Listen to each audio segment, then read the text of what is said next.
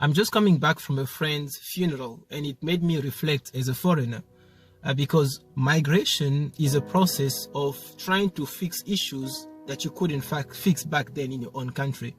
So moving from Congo to South Africa, quite a lot of things have changed. So I kind of fixed a lot of issues.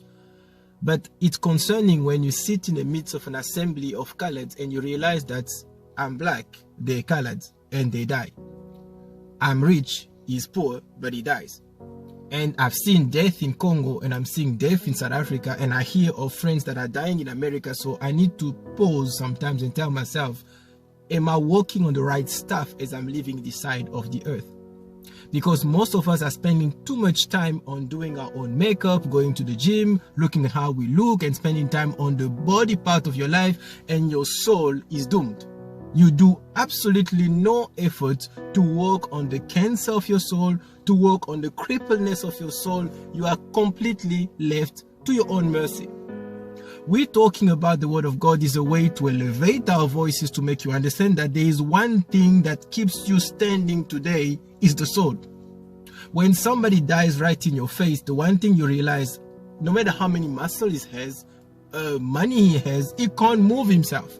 He literally becomes like a plastic bag from Pick n Pay that I can choose to pick and leave somewhere in the cupboard, and it's gonna go absolutely nowhere without my help. And I take that plastic bag, I bring him to church, and then I'll end up dumping the plastic bag in the garbage bin that they call a grave.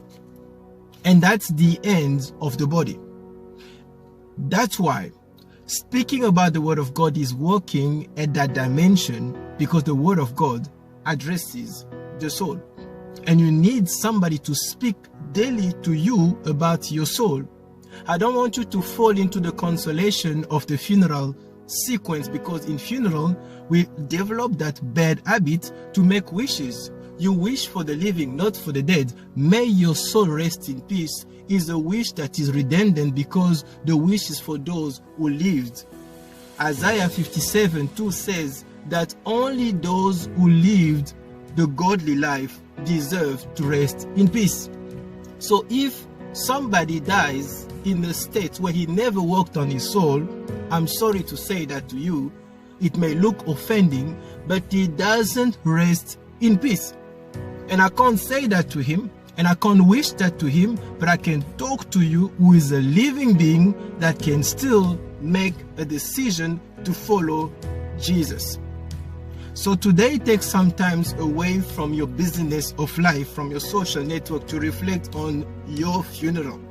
Because you are bound to die one day, and you need to ask yourself the question, are you going to waste the soul that is within you, that can still be healed, that can still be fixed, for makeup, for beauty, for wine, for food, or for a house?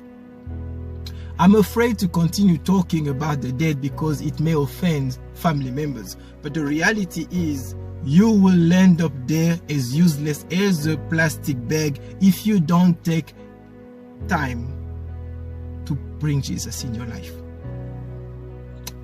You won't hear a lot of messages like that. And I am sorry. I am not your motivational speaker. I didn't come here to motivate you, not to break you either. I came to build you. Some plant like a church, and other waters like I do, because we want to grow the word of God in you to make sure that your eternity is secured. And Jesus Christ can do that for you. May you rest in peace, you the living, not the dead.